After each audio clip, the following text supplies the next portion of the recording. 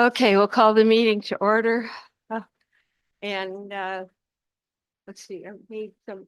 Let's see, lunch. Thank you. So.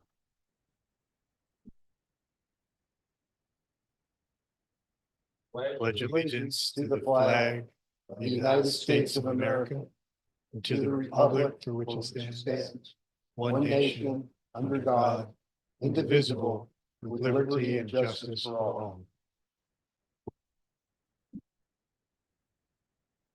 Thank you.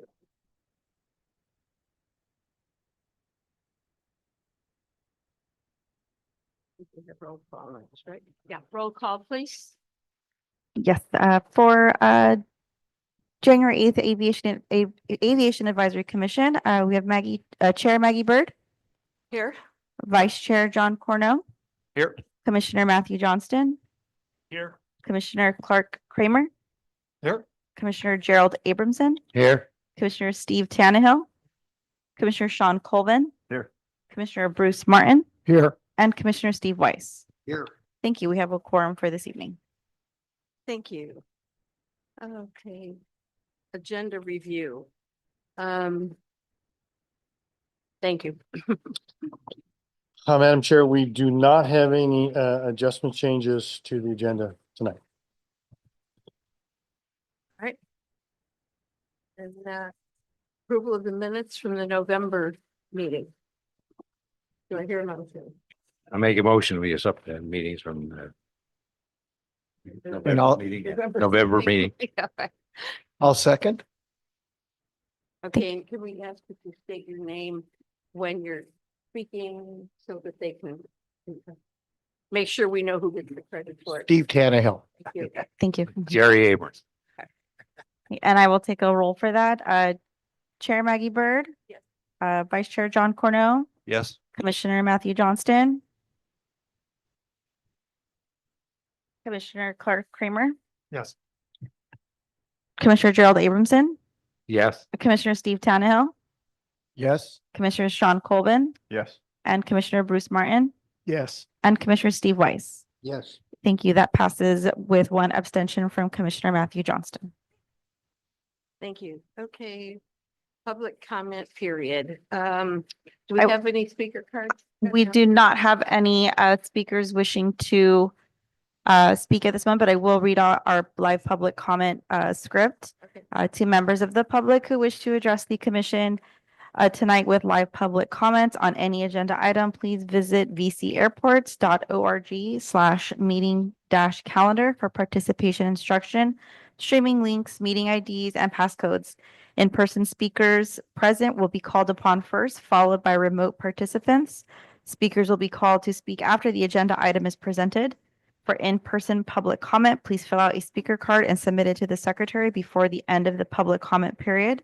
For our remote participants via Zoom or telephone, please accept the prompt to be promoted to speaker and unmute your mic when it is your turn to speak.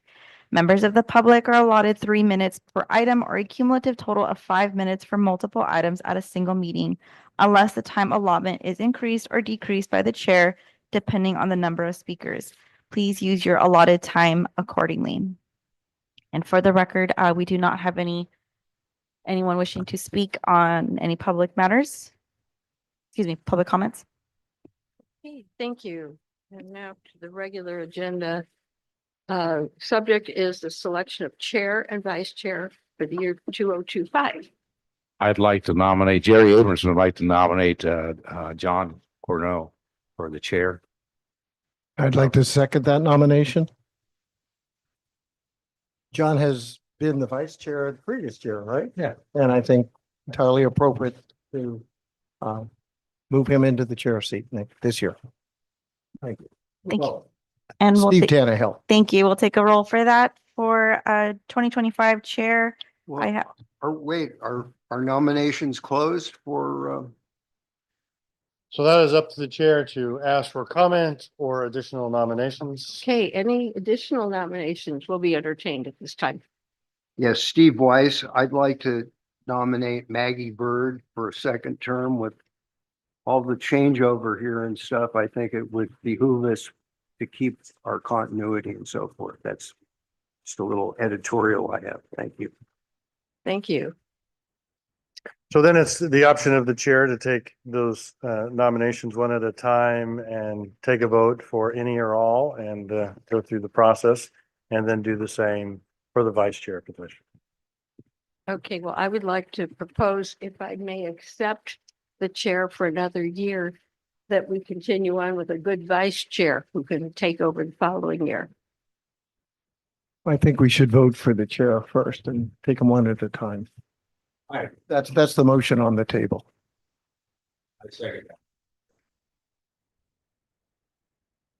Okay, all in favor In Oh. favor of what? of the chair nomination that was first? So, yeah, I think you just clarify which nomination is at first being Okay. proposed and then take a vote. Okay, for the first nomination that was proposed. We need a roll call on this or just? Just for clarity is, What the slate is. What's the slate? So there's a, so take the initial motion. What is the original motion? Right. The original motion was Mr. Was Abrams. or no, for Okay. a chair of the advisory commission. So Chair, are you calling for a vote for Yes. that first nomination? We need a roll call vote. yeah, I'll take the role for 2025 chair nomination of John Cornell as chair for the year. Maggie Bird, Negative. John Cornell, Yes. Matthew Johnston, Yes. Clark Kramer, Yes. Gerald Abramson, Yes. Steve Tannehill, Yes. Sean Colvin, Yes. Bruce Martin, Yes. and Steve Weiss. Nay, We have There's two. no need to do the second one. Okay. Thank you. That passes with John Cornell as the chair for 2025 with 2 noes from Maggie Bird and Steve Weiss. And then you would move to the vice To chair the vice chair. nominations. Okay. Just a process question. So does John now lead the meeting or? yes. Yeah. That's normally Yes. the handoff is to Right. move Yeah. that. Finish. John now. No, we have to finish and get the vice chair. You would typically just follow through this item and finish up, but Okay. yes, Okay, I just want to make sure we do it right. they can work it amongst themselves. That's, So now we do nominations for vice chair. discussion nominations is the call, Madam Chair. Yep, so I'll make a, I'll make a nomination, John Cornell or Matt Johnson for vice chair. And I'll second that nomination. Steve Tannehill. Do we want to take any other nominations? Are there any other nominations? And we'll take a roll for that. Maggie Bird, Yes, John Cornell, Yes. Matthew Johnston, Yes. Clark Kramer, Yes. Gerald Abramson, Yes. Steve Tannehill, Yes. Sean Colvin, Yes. Bruce Martin, Yes. Steve Weiss. Yay. And that passes with Matthew Johnson as vice chair with 1 no from Steve Weiss. I said yay. Oh, my correction. I'm sorry. Yes, from Steve Weiss. Sorry about that. And for the record, we have no public comment on this matter.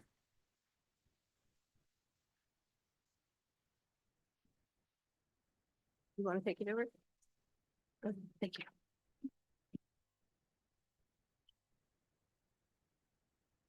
All right. So the first new business for the year, receiving an update on the approach to flight procedures analysis for the Camarillo Airport. So I want to introduce, you've heard in the past, our team talk about the last year and a half, the noise studies that we've dove into for both Oxnard and Camarillo airports. We're coming to the end of those 2 programs.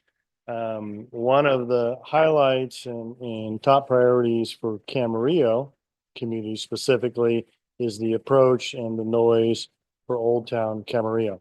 So as we've reported in the past, we secured a contract with a company through Kaufman Associates called Lean.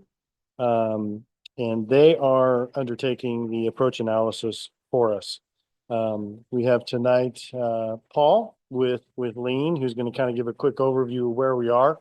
And the key to this is that, again, it's such a priority for us that we, through this committee, commission and the airport authorities, didn't want to wait till the end of the noise studies to start doing things, and this particular, the approaches and analyzing what we can do to adjust, move, raise the approaches if possible into Camarillo Airport.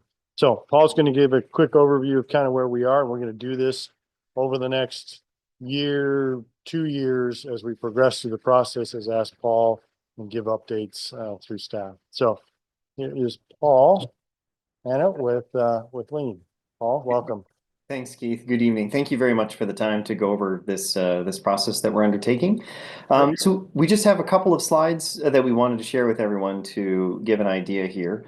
Actually, if we could go back to the previous slide really quickly. I just wanted to speak to that one for just a second. Yeah, Thank you very Paul. much. Paul, if you hold on just a moment, we're going to turn on a TV that wasn't on. Okay. Just use the remote.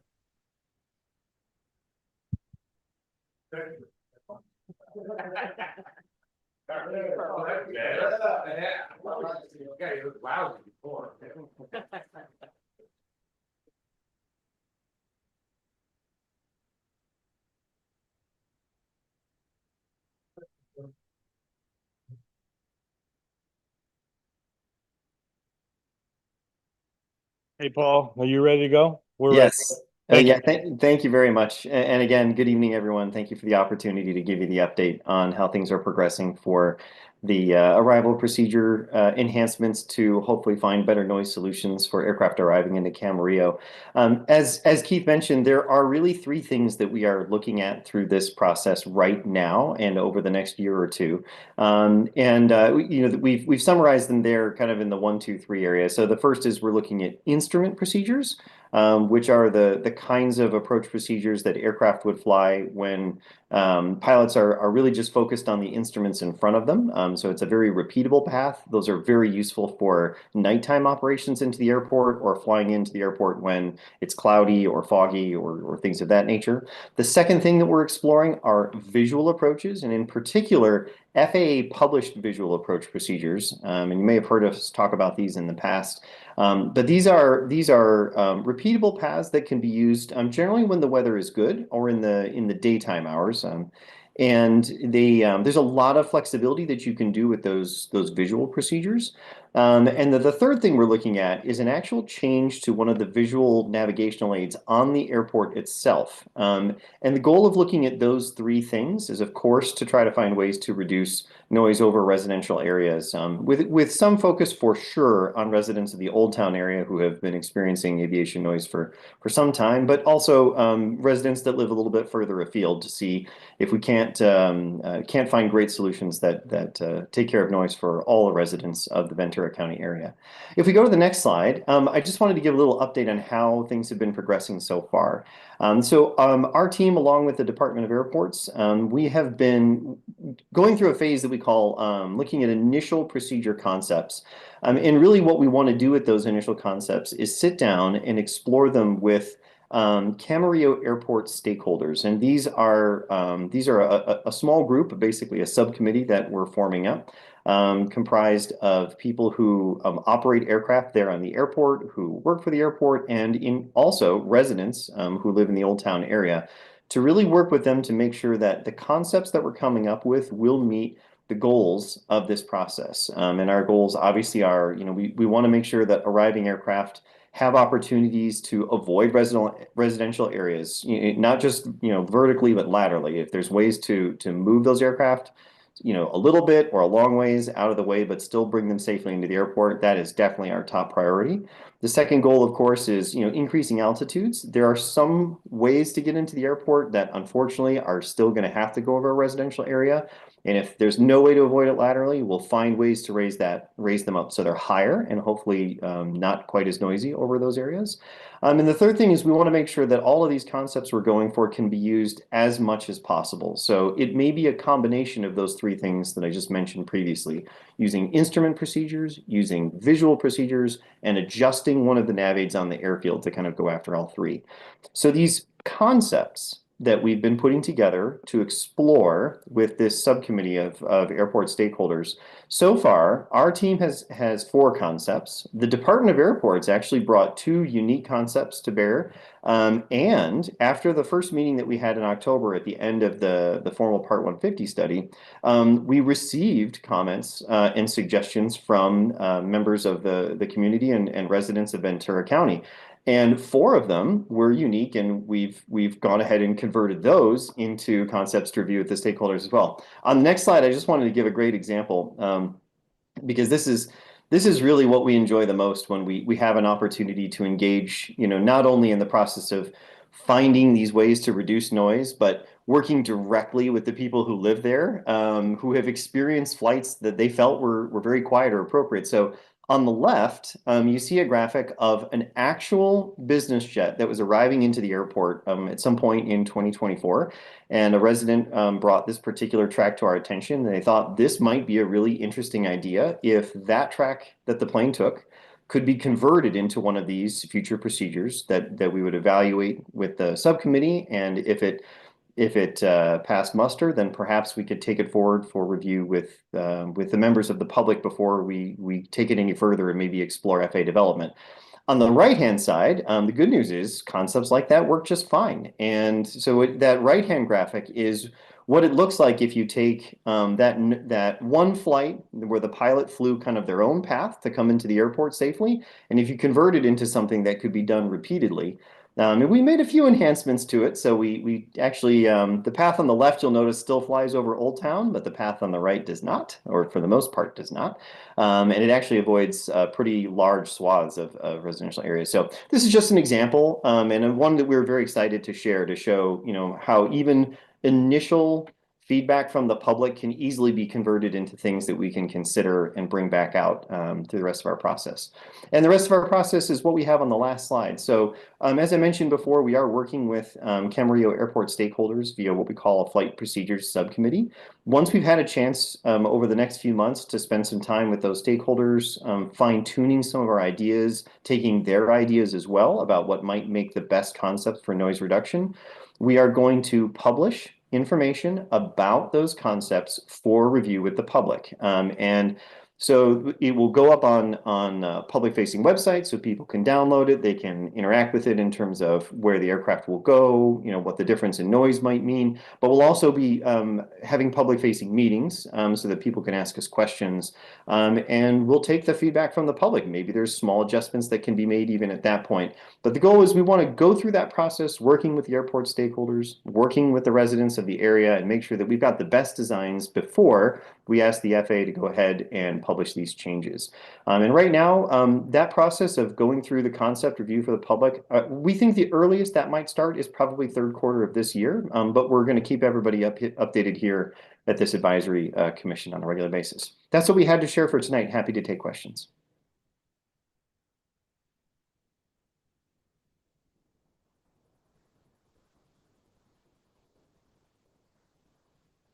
Anybody have any questions? I'll go first up. First of all, just as someone who kind of got involved in all this over noise issues, this is just wonderful to see that you're reaching out to the community, incorporating the community, being realistic, obviously what can be done, but it's wonderful to see. So kudos for that. As you come up with a solution, as you said, you would then go to the FAA.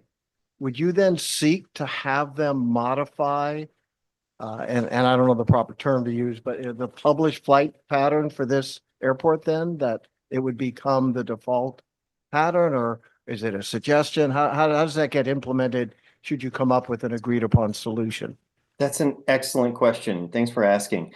So there's two options that we can pursue at that time. One option would be to have the FAA make an entirely new procedure that doesn't currently exist, and then work with our aviation stakeholders, so the pilots flying into the airport, our air traffic stakeholders, to implement it as much as possible.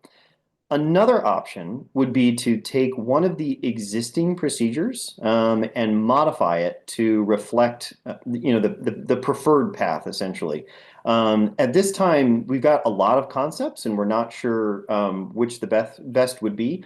But we're going to make it very clear when we start to review these possible concepts with you all and with the community, what option would likely be taken, so that everybody can understand. If there was a plane that was flying, north of the 101 today and now it's south of the 101 tomorrow, is that because it's a whole new track and we should still expect aircraft north of the 101? Or is it because that track that was north of the 101 is never going to go north of the 101 again? And we'll try to make those distinctions very clear about what we think the best path forward is. Does that answer your question? It does. Thank you. Mhm. Anybody else? Quick question.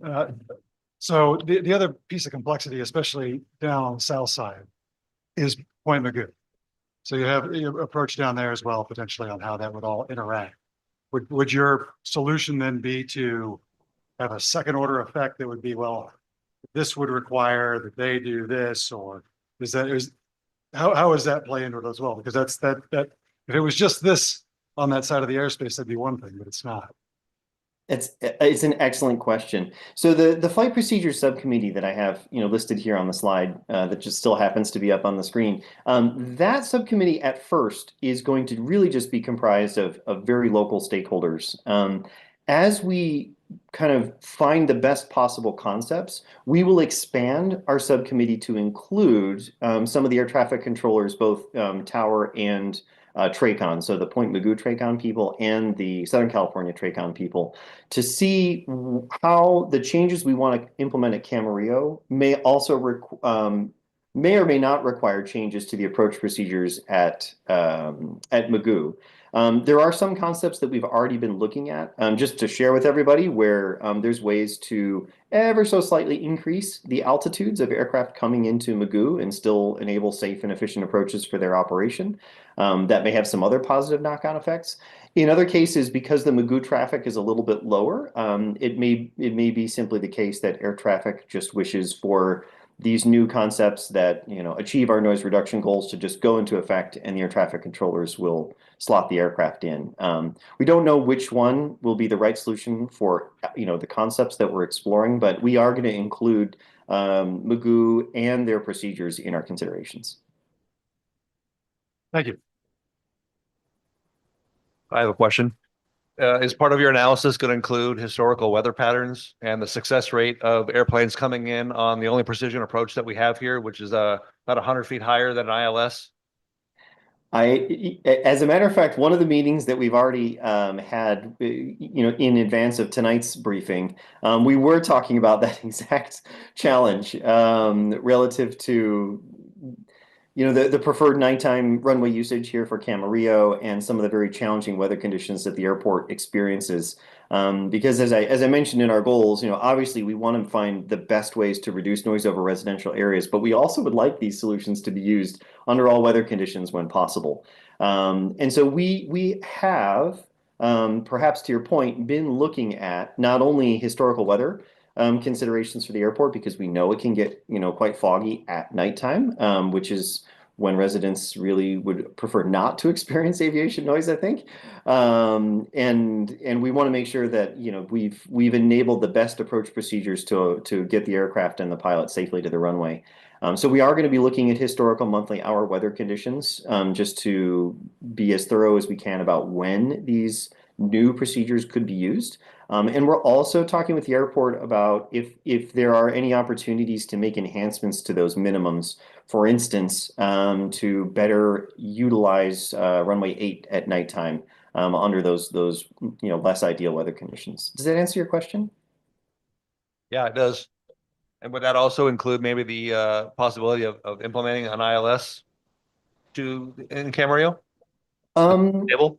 So we haven't, I'll be very direct. We haven't specifically talked about ILSs at Camarillo just yet. There is a focus on the possibility of LPV, which I know they're not identical. They do, there are, and I hate to get into the weeds, but we have identified some opportunities for minimums reduction so far. And that is something that we will be sure to talk about with the Flight Procedure Subcommittee and the airport stakeholders. So if that's an important topic for us to brief out here as well, I'll make sure that our next update, we can talk about that as well.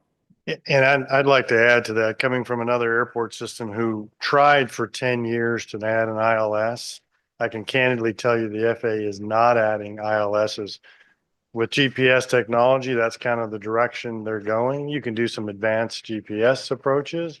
So that might be the direction, but full ILS, that's kind of, they're heading in a different direction. Old technology that they candidly don't support. Yeah.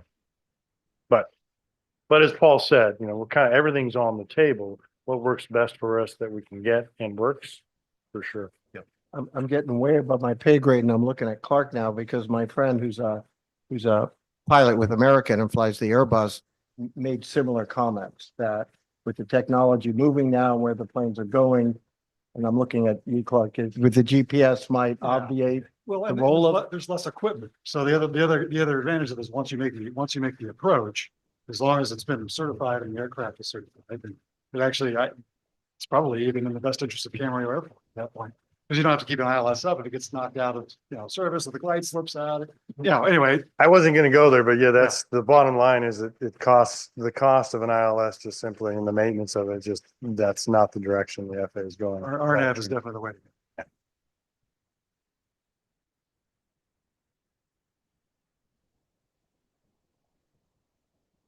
All right, don't sleep there. Very good. Thank you very much. Thank you. For the record, we have no public comment. Is there any public comment? No, regarding this? for the, we had no public comment. Thank you.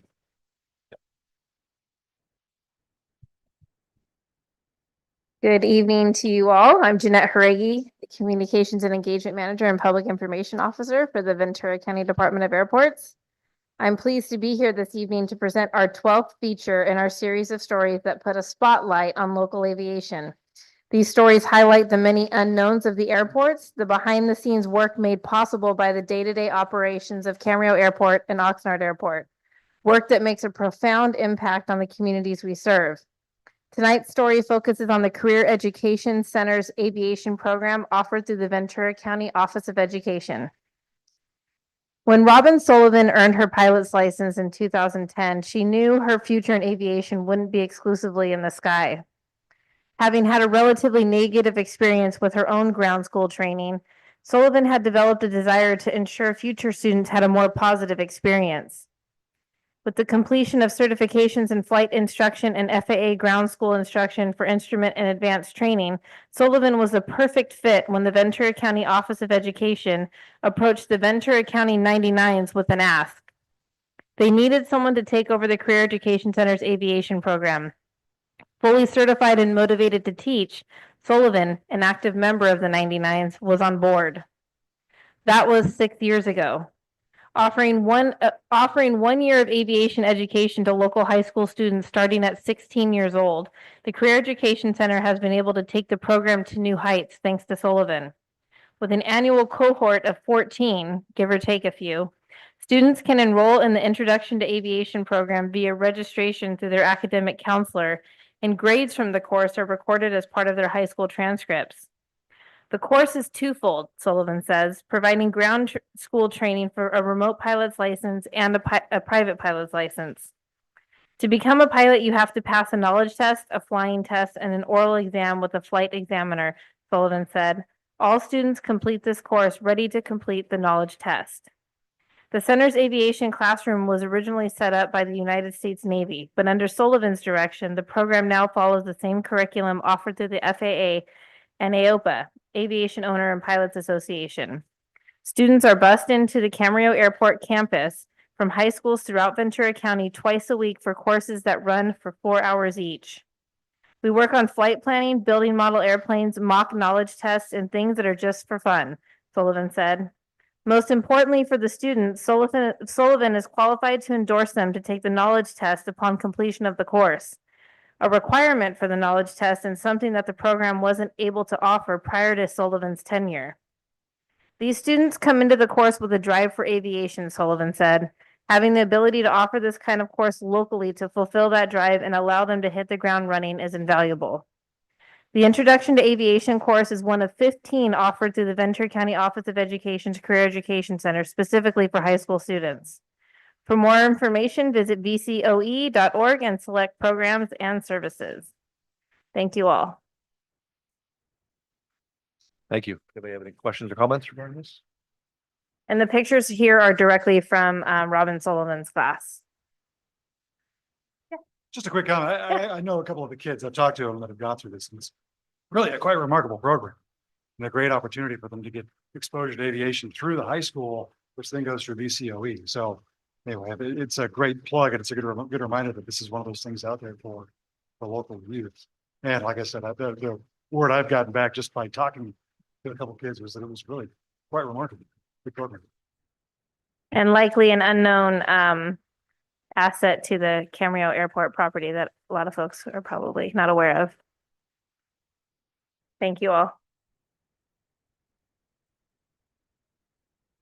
And for the record, we had no public comment on that. Thank you. Director's report. So our last item on the agenda is the staff report regarding airport funding basics. So this is an item, every year in March, so within the next couple meetings, you'll get a report from staff on our upcoming budget. But there's a lot of things that folks don't understand how we, as the airport department, operate as an enterprise fund, what that means, where funding comes from. That question comes up from time to time. We thought it'd be a good time before we get into the budget, to kind of explain our funding, where it comes from, grant funding, those kinds of things. So Dave Nathie has done a fabulous job of putting together a little presentation to kind of answer some of that in advance of our exciting budget stuff that's coming in the next couple of months. But Mr. Nathie. All right, thank you. We'll see how outstanding it is, but we'll go from there. So yes, airport funding basics. And I figured we'd start with and you can just make this slide. Just figured we'd start with the vision statement, because really it's a matter of what we're all doing here, what kinds of things that we're about. And then we'll talk a little bit about the enterprise fund that funds all of the capital and all of the operations of the airport, of our two airports together. A little bit about the national system, how the system is supported by all the users. So the users of the system support the system itself. There are some expectations. So, to get the money, we do have some expectations placed upon us as participants in the system. A little bit about what we're going to get back from that, and then some final takeaways. So that's the roadmap. So our vision statement, it's on the wall over there, and happy to read that out. But I thought it'd be useful to just listen to what that is, so that we understand the framework and the context that we're all operating in. So we envision becoming a recognized leader in general aviation, continuously improving through innovative partnerships, technology, and community engagement. We aspire to encourage younger generations to explore career paths in aviation while fostering a thriving aviation environment. This environment includes modern facilities, a vibrant business park, the efficient operation of a safe airport system, underlined, and becoming an integral part of Ventura County's transportation system, also underlined. So we are committed to the environmental sustainability, economic value, and robust community partnerships to create a brighter future for all. So that's really what binds us all together in this big thing. But I underlined system twice in that vision statement, and it's useful because airports all exist within multiple systems. So locally here, we have our Camarillo and Oxnard Airport system. So two airports together that we operate as a single enterprise fund. We have the Ventura County's transportation, comprehensive transportation system. The state has a system. And then what we're going to dive into just a little bit is the national system, which they lovingly call the NIPIA, so the National Plan of Integrated Airport Systems. So just starting local here, I would say that we want to just make the emphasis that the local system is supported by the activity of the airport. And so we are generating revenues, and we are also using funds that are provided through the system, so collected through the aviation activity. But we're not using anything from the general fund. We don't go to the Board of Supervisors and say, send us money. We need money to keep our system afloat. That enterprise fund is solvent, and we do generate a bit of a surplus. So we're excited about that. So revenues from major capital improvement programs, which is in the blue box there, that also comes from aviation users, and we'll dive into that in just a little bit. But for the most part, and I know that there are some exceptions, for the most part, the users support the system entirely. And I would say nearly all of the money that goes into airport infrastructure improvements that we see in grants comes through the collection of funds into the Aviation Trust Fund. So the Airport and Airway Trust Fund, established in 1970, and that was really to take everything off of the budget, to say, let's have a sustainable system where the money is collected from the passengers, and other things like fuel taxes, excise taxes, what have you. Let that go into a fund, a trust fund, and then we'll operate the system. We'll support the entire system through the collection of that. So we can see on the map, it's a flurry of airports, almost 3,300 different airports that are all in this system and all eligible to receive support through the Airport and Airway Trust Fund system. And interestingly, 85% of the airports that are supported by that don't have any airline passenger service. So it's a real system kind of framework for this. And our two airports are among those. We currently don't have any passenger service at Oxnard, unfortunately. But that's it. So we play crucial roles in the system, and so we do benefit from that by generous grants that are offered for us to sustain our airfield. So this is a quick table of the different ways. So this is a snapshot of 2022, which had a nice summary paper that was available for the research of this. Not the most current, but I have another couple of numbers coming up that are more current than that. But in 2022, we saw a 7.5% tax on airline tickets. We had, the blue boxes are basically what's collected from passengers. The green boxes, I colored those different because, that's on jet fuel and other kinds of things, which a portion of that is going to be collected here. So jet fuel and avgas, there's a collection of that goes into the trust fund. We see that money back. So it's kind of where it's generated. So it's still in 2022. All of those different excise taxes amounted to $11.4 billion. And of that amount, about 71.3% was collected from people moving through the system. And the remainder of that was through the operation of the system. So taxes on jet fuel and parts and, other kinds of things that go into that deal. So that's how that balanced out. This table is interesting because that top bullet says prior to 2018, and I took this out of that same report, so I have to consider it to be reliable, although I didn't independently audit this. But all of the airport improvement grants were 100% supported by the Airport and Airway Trust Fund. So we didn't have to go dipping into any other kinds of sources of money to pay for the runways and taxiways and land and noise programs and such. That was covered by the system itself. In 2020, that kind of flipped a little bit because we had COVID relief funding that came in, other supplemental sources of funding that came in, and it really jumped up the budgets there. So we see almost a 50%, maybe a little bit more jump in the total budget of FAA. And that jump was supported by by acts of Congress. So they decided to chip in, and so there's where that money went. Steve, did you want to have? Dave, I just have a question on the chart you put up there. Sure. If I read it right, the red bar is the portion of the trust fund that comes out of the general fund? If I'm reading that correctly, The blue is from the trust fund itself. right?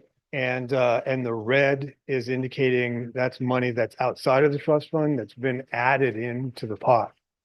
To give to the FAA to say, do these things as well. And they tie a bunch of strings around it. But yeah, it's the blue is the trust fund, which seems to be fairly stable. In fact, you see, even with variable general fund contributions, most of the time, the balance of the trust fund is increasing. So you can see that there's some. Yeah, my Some things in there. understanding was, and that's why I read this chart that comes out of the FAA paper on the trust Right, fund. right. Is that they've always put some general fund money in there. 2018 was very little. Earlier years were more, and so it bounces around. Yeah. But, and as you point out, in 2022, almost 6 billion of general fund money and another 5 billion of general through the Infrastructure Act were put in. So As an editorial, I would say it's different than passing the hat. I'd say Congress says they write a name on the dollars and they say, use these dollars for this Right. particular purpose. Right. And it might be for modernization, it might be some other thing in a congressman's backyard. There's lots of different reasons that general fund money might bleed into there. But I wanted to say that I believe that, and particularly prior to 2018, the trust fund paid for all of the grants that we've received to do projects like we do at our two airports. maybe we can look into that because that chart comes out of the Yeah. FAA. Yeah, I mean, It comes that's, out of the airport and airway trust fund fact sheet put out by the FAA. So my understanding is all related to the airport and airway trust fund, and that those general fund monies are part of the trust fund that is used to build the runways. But well, maybe I'm wrong. let's take a look at this slide and see how we feel. The FAA budget is bigger than the trust fund's contribution. So, and that number 24.8 got giant, like I said, after, COVID, relief funds were injected into that. So we had the CARES Act, we had the infrastructure deal, and then we had the Inflation Reduction Act, et cetera. So that money was injected into the system. I don't believe that it was intended to supplement shortages of the trust fund. It was just simply saying, we've got other reasons to put more money into what FAA spends. And so that's kind of how that happened. So, but in addition to the grants that we see here, they're doing all kinds of other things. They pay their own salaries for one thing, but then we also see that there are modernization efforts, a number of other kinds of endeavors that they take on to make the FAA budget what it is. But we did see a big jump in infrastructure spending, particularly coming through the COVID years. And so that's why we see the FAA's budget requests and what Congress gave to them jumped significantly. So, but your point is taken. I'm not debating you, Steve, at all. I'm just I'm just reporting saying what that's kind of how The FAA says the AATF was created in 1970 to finance aviation programs. Revenues are derived from aviation-related excise taxes. Number two, the aviation excise taxes are augmented with contributions. So from the general fund. So look, Yeah. all we're saying is some of that money is general tax money, whether it's a lot or little, we don't Yeah. talk about. Some of Well, it is. I'll look into whether or not it goes into the trust fund or if it just sits alongside the trust fund revenues. I think it's the latter, but we'll take that as a note going forward. Okay, so let's go here. So what is asked of NIPIAS airports? I put these in the green box. This is a huge generalization, but generally we're putting safety and efficiency first. They're saying, here's your money. We want you to do these things. Safety and efficiency are at the top of all those lists. We need to be open and available. We can't discriminate. We need to be self-sustaining to the extent we can be. We need to coordinate closely with FAA so that our facilities aren't deteriorating and they're being managed and kept to the highest standards. We also have to chip in. So we need to put our matching funds in, which are quite low in comparison to what we get. And then we take reasonable measures to protect the airspace. So we're using zoning and other kinds of measures to say, let's keep tall towers away from the runway ends. Let's have our noise compatibility plans in place so that we don't have neighborhoods that sprout up and cause all kinds of noise complaint issues, which, you know, can threaten the viability of airports long term. But what are we getting in return? And I think the headlines in the last couple of days has emphasized this. When I put this together, we were still thinking the mountain fire was the most recent calamity, and here we are back in using this airport. We've had dozens of helicopters on the airport supporting the Palisades fire and the other two fires that are in the LA basin right now.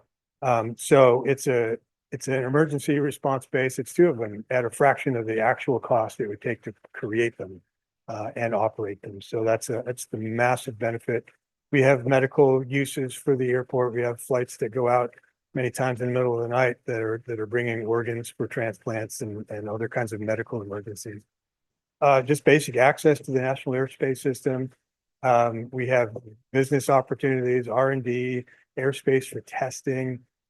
We have aviation career and education and STEM, with Jeanette just mentioned. We get extra revenues for our business park activities. So we're making good use of the land that is surplus to what's needed for the aviation portion of it. We have recreation, we have air show, and we have a restaurant. Oh my gosh, the restaurant's so great. So just the final takeaways is to sum all that up. No general fund appropriation from our local system. We're not going to the board for any money. We serve vital roles in the systems. The system supports nearly 3,300 airports.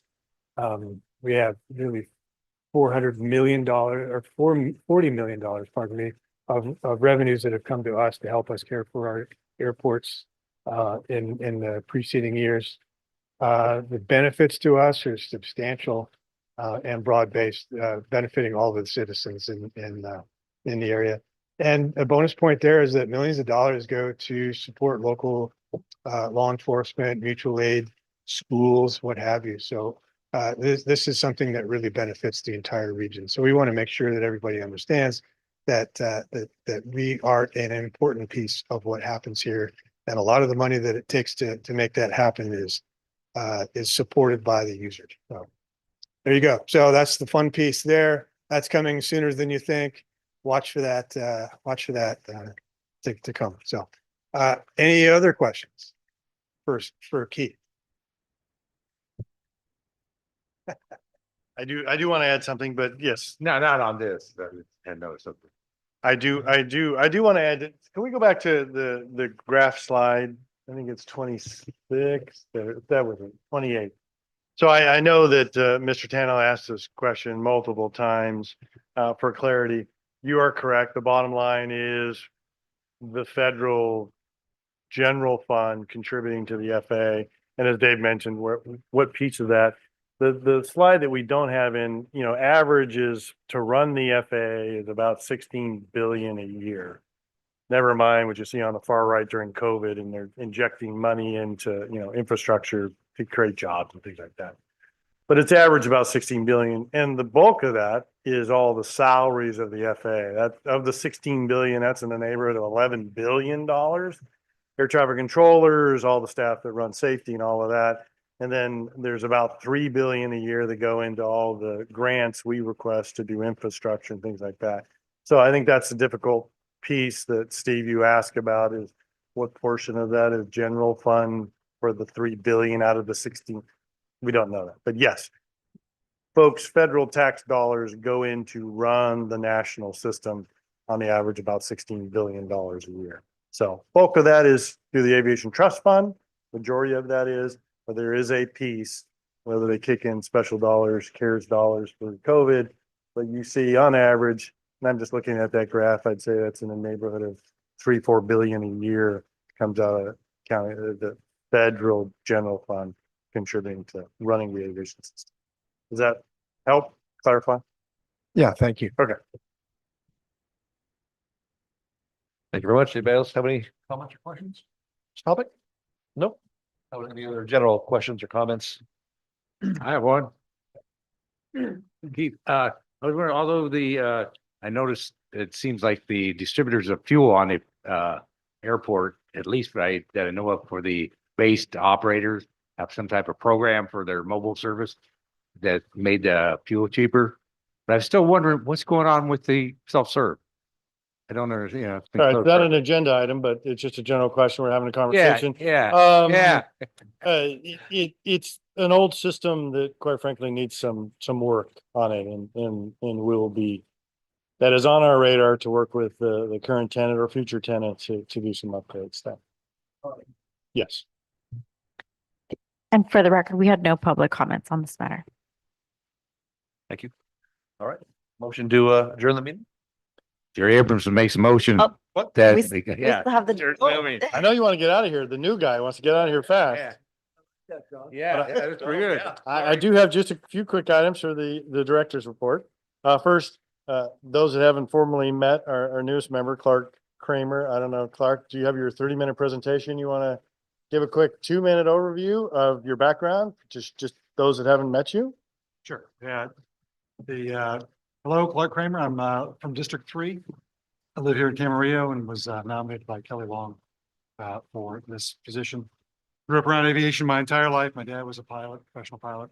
And I grew up in New Mexico, Albuquerque. Ended up going to the University of New Mexico on a Navy ROTC scholarship. So became a naval aviator after college. And I did that for 20 years, flew the T-34, the T-44, which is like a TR-90, the T-2, and I ultimately flew the C-2A Greyhound, which is better known as the COD. If you ever see it flying around here, it's a little sister of the E-2 Hawkeye. So I'm an aviation safety school graduate from the Navy. I also got a master's degree in national security affairs from the Naval Graduate School. I got stationed at Point Mugu twice. So the reason I'm here, I was stationed here from 2008 to 2010 and lived right off of Victoria over in Oxnard. So got familiar with Oxnard Airport, and then moved back here in 2014 and moved into Camarillo. So we got familiar with Camarillo Airport. I did my ATP out of here in 2016. I retired from the Navy in 2018 after working as a chief staff officer for the E2C2 and at Point Mugu. I currently fly for a major airline out of LAX, and I don't have an airplane here, but I have many friends that do. So I think of me as a concerned member of the community with no actual asset on that Camarillo. So pleasure to be here. Thank you so much for the time to give a quick rundown, and glad to be part of the team. Clark, welcome. Yes. All right, on to other items. First item is parking. Happy to report, we may have a slide on this, that Port Hueneme and their various tenants have been starving for additional parking. What does that mean for us, for our vacant properties? It means we can rent that to them for a period of time. We're looking as much as, for the 9-10 acres that they've initially asked for, in the neighborhood of $50,000 a month in rent. So it's significant rent, which again, in turn, just means we dump that back into the aviation improvements that we make. It is concerning, and it will be, and you'll hear it as we get closer to the air show. Obviously, those are parking spots that freak out our air show partners, but we'll be working with them. And we've briefed them that this is happening. Again, we don't know what's going to happen. These are 6 months initially to start for the parking. So by next August, hard to say if the demand will be there. But also happy to report we received a $1.83 million grant for the design. You've heard us been talking about the runway redesign here at Camarillo, and the $44 million project just to do the runway portion, not the connectors, not the parallel taxiways. But we got that funding and we're in process to do that. Along those lines, Erin Powers, who runs our grant side, happy to report she just hit her 15-year award with County of Ventura. And we were happy to recognize her for all the great work that she's done. State permit. Annually, Caltrans Division of Aeronautics comes out and inspects our 2 airports for the 2nd year in a row. I want to congratulate our maintenance and operations team, 0 deficiencies at the Oxnard Airport for the annual inspection by the state inspector. Franklin Fire. So, I briefed you last time about the mountain fire we had in November, and then we turned around a month later and dove into the Franklin Fire in Malibu. And as all you know, right now we're in the midst. So in the span of 2 months, this airfield, Camarillo Airfield, has become an air base 3 times to protect the community and our neighboring communities. Fabulous resource. And our operations team and the firefighters and the air crews are doing magnificent jobs. There's some more pictures of what's going on there. Just want to let everybody know there is a new partner owner, Cloud9. You're familiar with that large corporate facility on Las Posas. New owner, Sky Harbor Group, which is a publicly traded entity, has partnered, bought into the ownership of Cloud9. So nothing really changes. Tenants are there. Nothing changes from tenants or any of that. Just a new professionally run company that has done this all over the country. Keith, quick question. So are the principals that built Cloud9, are they still involved or? Some are and some are not. I'm sorry, Some are and some are not.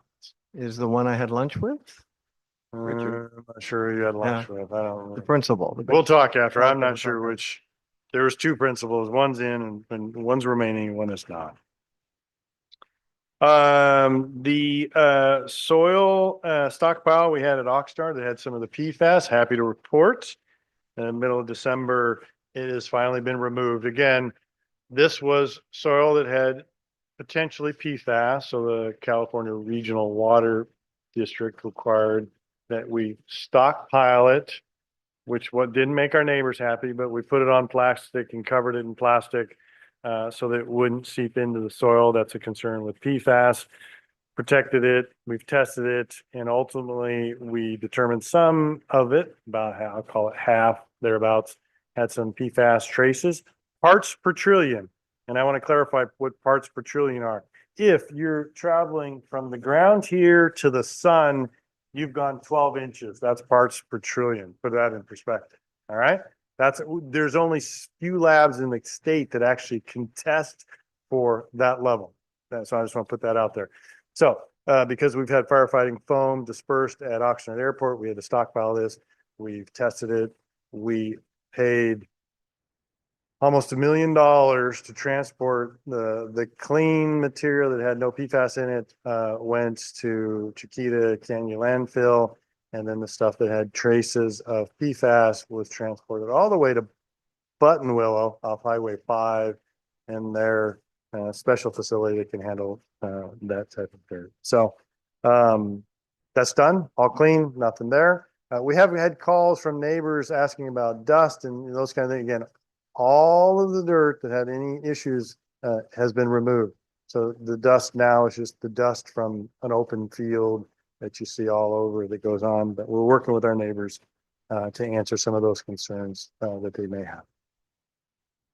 And the last I just wanted to share is the skydiving. I think we briefed on that. There was been a request to start a skydiving landing zone at Oxnard Airport.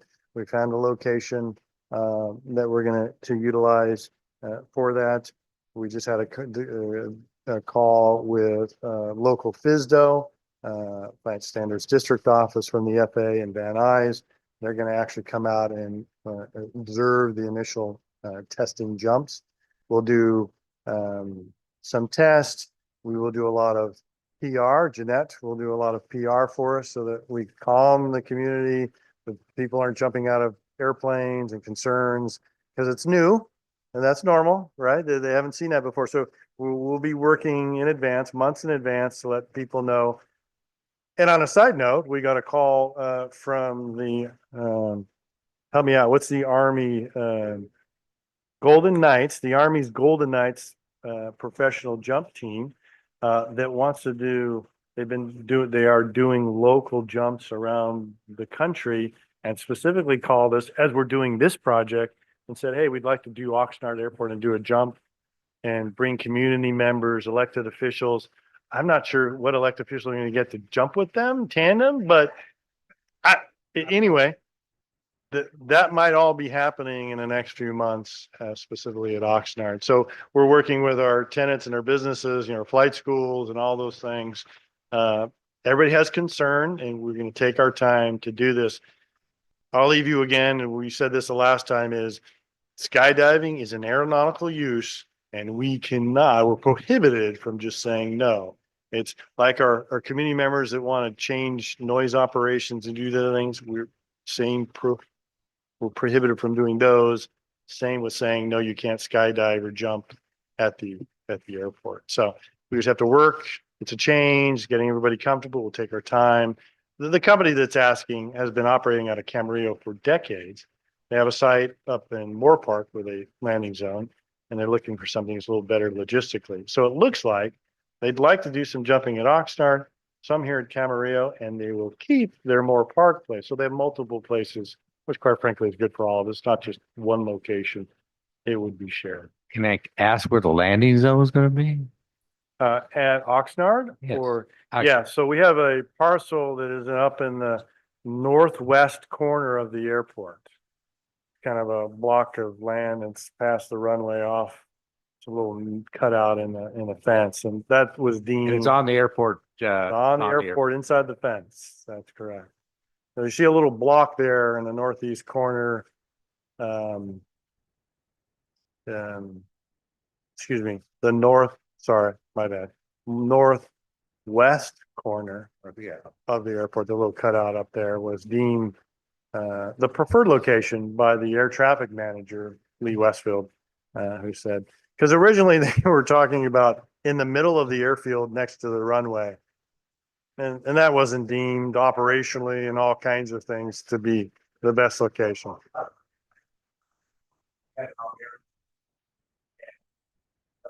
Yeah, not the Burbank Airport, Oxnard, yes. But anyway. Yes, there's a little niche there. So that's all I have, unless there's any. I have a question to you. It said something about a violation for weight. I was just wondering what they flew into the airport. Yes, so we had an aircraft we have limits.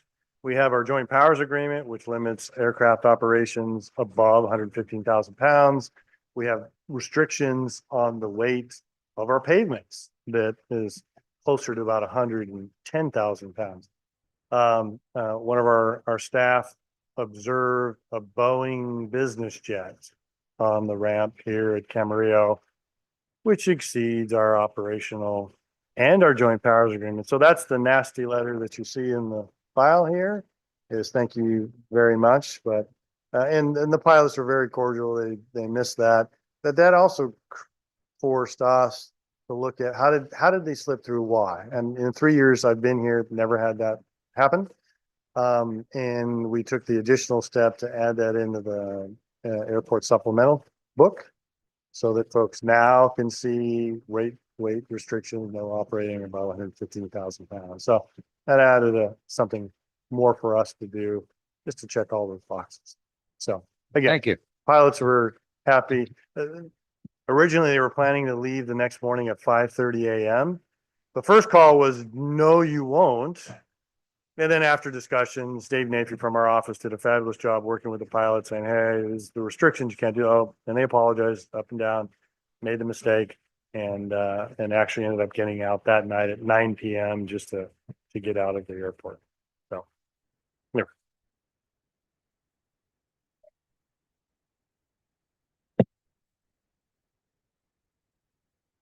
And make a motion that we reserve. Yes, please. I'll second. Very good. That's it. Oh, wait, there's a section for comments. Do anybody have a comment? Or do we do? We did that. Oh, okay. I didn't miss that. That's it. That's Okay. That's it. Good, I- Wrapped it up. It's a wrap. It's a wrap.